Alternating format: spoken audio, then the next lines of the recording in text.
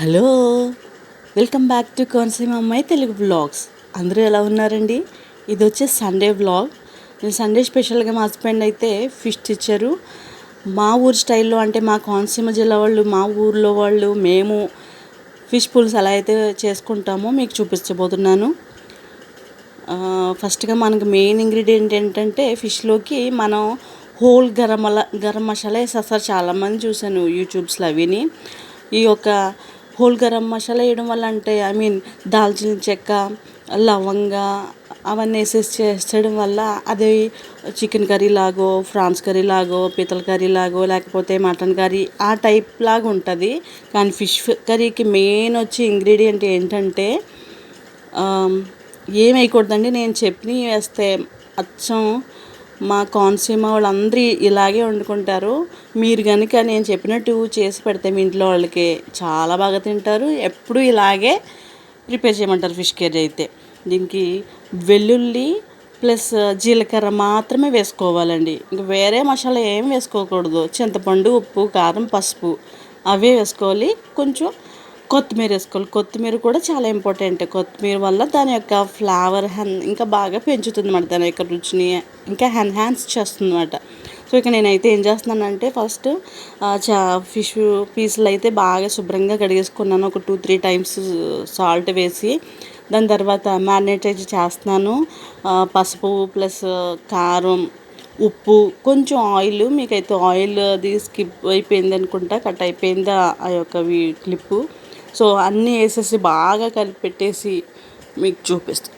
ఇలా ముందుగా కలిపెట్టేసుకోవడం వల్ల ఏంటంటే, అదంతా బాగా ఈ పీసులకి, అంటే కారం, పసుపు, సాల్ట్ అవన్నీ పీసులకి బాగా పట్టి చాలా టేస్ట్ అయితే ఇంకా ఇంక్రీజ్ అవుతుంది అన్నమాట. ఫస్ట్ ఇలా కలిపెట్టేసుకోవాలి. దాని తర్వాత ఆనియన్స్ ఒక 3 తీసుకున్నాను. మీ మీ ఇష్టం అన్నమాట.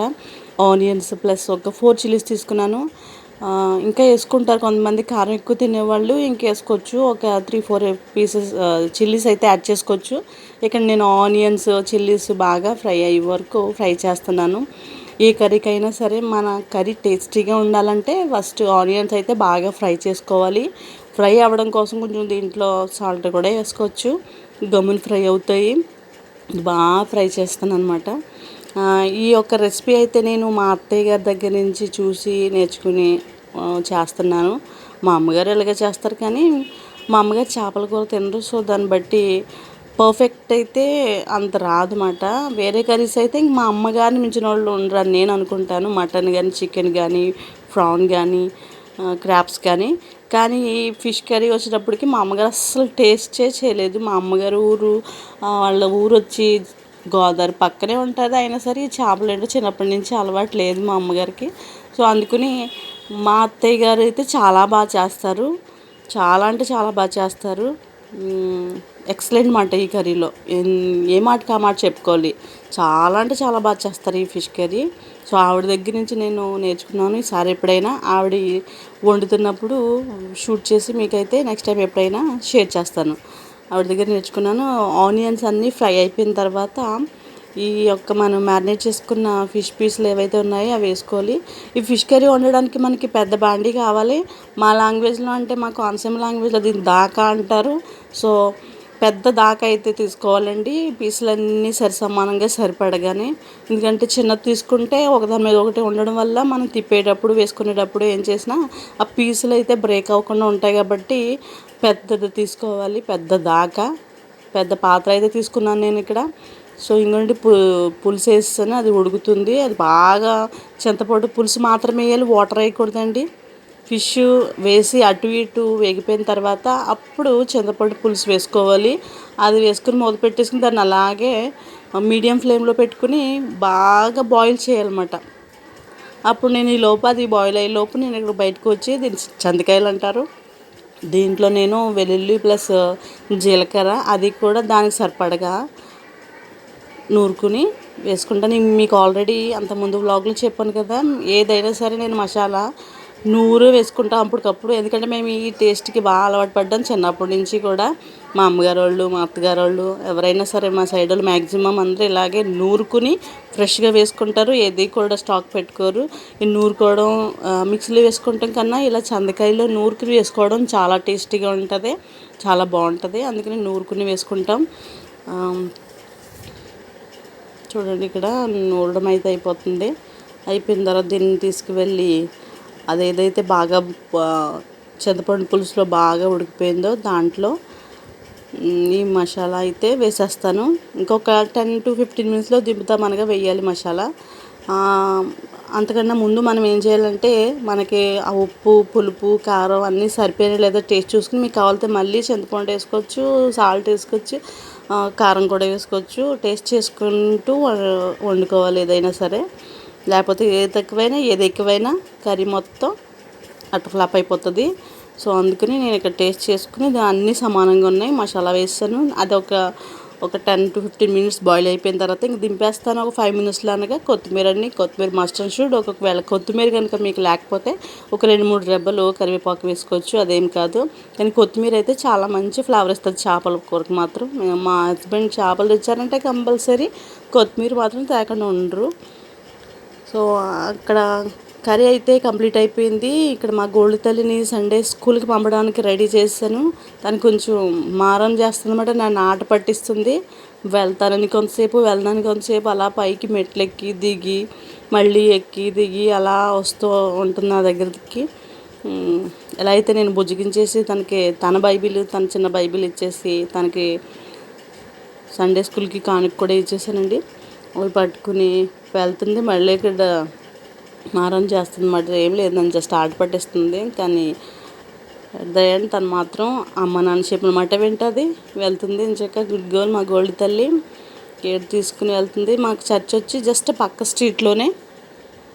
వాళ్ళ అక్క అయితే వెళ్తుంది తోడుగానే డ్రాప్ చేయడానికి. నడుచుకుంటూ వెళ్తుంది. మళ్ళీ ఇక్కడ కూడా ఆట పట్టిస్తుంది నన్ను, ముందుకి వెనక్కి నడుచుకుంటూ నేను వెళ్తానంటూ. కానీ ఎలా అయితే వెళ్ళిపోయిందండి. ఒక 1.5 అవర్ తర్వాత వచ్చేసింది. ఈ లోపు నేను ఇంట్లో చేయవలసిన పనులన్నీ కంప్లీట్ చేసేసుకున్నాను.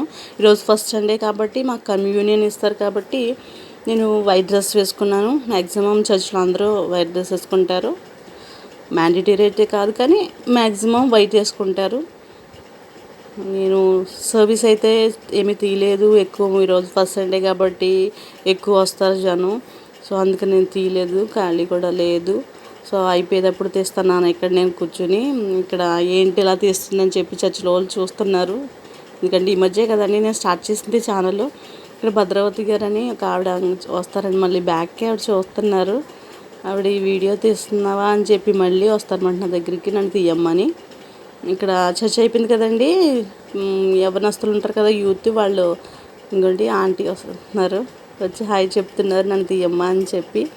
ఇలాగ మనల్ని ఎంకరేజ్ చేసే వాళ్ళు ఉంటే మనం ఎన్ని వ్లాగ్స్ అన్నా షూట్ చేసి పెట్టచ్చు కదండి. ఇవి చాలా మంచిది. చూడండి వచ్చి నన్ను కూడా తీయమ్మని అని అడుగుతున్నారు. చాలా థ్యాంక్ యూ అండి మీకు. అలాగే ఇక్కడ యవనస్తులు చైర్స్ ప్లస్ మ్యాట్స్ అన్నీ ఫోల్డ్ చేసి పెట్టేస్తారు, అన్నీ సర్దేసి పెట్టేస్తారు. దాని తర్వాత ఫ్లోర్ కూడా చర్చ్ మొత్తం క్లీన్ చేసేస్తారు, తుడిచేస్తారు పిల్లలు. ఇక్కడ ఒక్కొక్కరు లైన్గా దిగుతున్నారండి కిందకి. చాలా రష్గా ఉంది. లాస్ట్లో వచ్చాను కాబట్టి మీకు కింద దిగినప్పుడు చూపించలేకపోయాను. ఇటు సైడ్ కొంతమంది వెళ్తున్నారు, ఇటు సైడ్ రోడ్లో కొంతమంది వెళ్తున్నారు, కొంతమంది ఇంకా పైనుంచి దిగుతూనే ఉన్నారు. నవ్వుతున్నారు, నేను ఏంటి ఇలా షూట్ చేస్తున్నావు ఏంటి అనేసి ఇక్కడ నవ్వుతున్నారు. వీళ్ళు దిగుతున్నారు అన్నమాట కిందకి. సో చర్చ్ అయితే అయిపోయింది, ఎవరింటికి వాళ్ళు వెళ్ళిపోతున్నాము. ఇక్కడ ఇంటికి వచ్చేసిన తర్వాత కర్రీ చూపిస్తున్నానండి. చూడండి కర్రీ ఎంత టెంప్టీగా ఎంత బాగా కనిపిస్తుందో.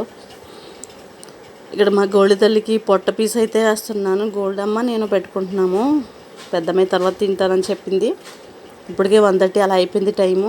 గోల్డ్ తల్లికి కొంచెం నేను కొంచెం పెట్టుకుని తింటున్నాను. గోల్డ్ అమ్మకి పొట్ట పీస్ అయితే వేస్తున్నాను, ఎందుకంటే దాంట్లో పెద్ద ముళ్ళు ఒక 2-3 మాత్రమే ఉంటాయి, ఎక్కువ ఉండవు కాబట్టి. నేను మీకు టేస్ట్ కూడా చేసి చెప్తాను. నేను వేసుకుంటున్నాను ఒక పీసు. మాకన్నా ముందు మా హస్బెండ్ అయితే తినేసారు. కర్రీ అయితే చాలా సూపర్ వచ్చింది, చాలా బాగుంది అన్నారు. ఎంత ఎంత బాగా ఉన్నా నేను మాత్రం మా అత్తగారిని బీట్అవుట్ చేయలేనండి. ఎందుకంటే ఆవిడ ఇంకా చాలా బాగా వండుతారు, చాలా టేస్టీగా వండుతారు. ఎందుకంటే కొంచెం పచ్చిమిరపకాయలు, కొంచెం కారం అవి ఎక్కువ వేస్తారు. నాకు చిన్నపిల్లలు కాబట్టి కొంచెం తక్కువ వేస్తాను. కలుపుకొని తింటున్నాను. మీరు కనుక ఎప్పుడైనా ఇలా వండుకోకపోతే, ఇలా ట్రై చేయకపోతే కంపల్సరీ ట్రై చేయండి. ఇంట్లో వాళ్ళందరూ ఇంచక్క లొట్టలు వేసుకొని తినేస్తారు. కంపల్సరీ మా కోనసీమ స్టైల్ చేపల పులుసు ట్రై చేయండి మీ ఇంట్లో.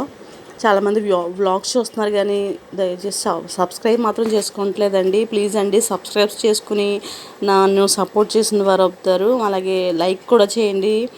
అలాగే మీ ఫ్రెండ్స్కి కూడా ఈ వ్లాగ్ షేర్ చేయండి తప్పకుండా. ఎందుకంటే కొత్తగా పెట్టాను కదండి ఇప్పుడిప్పుడే. మీరు నన్ను సపోర్ట్ చేస్తేనే కదా ముందుకు వెళ్ళగలను నేను. ఇప్పటి వరకు నన్ను భరించి నా వ్లాగ్ ఫస్ట్ నుంచి ఎండ్ వరకు చూసినందుకు మీకు చాలా చాలా థ్యాంక్స్ అండి. ఓకేనండి, bye, take care, thank you for watching.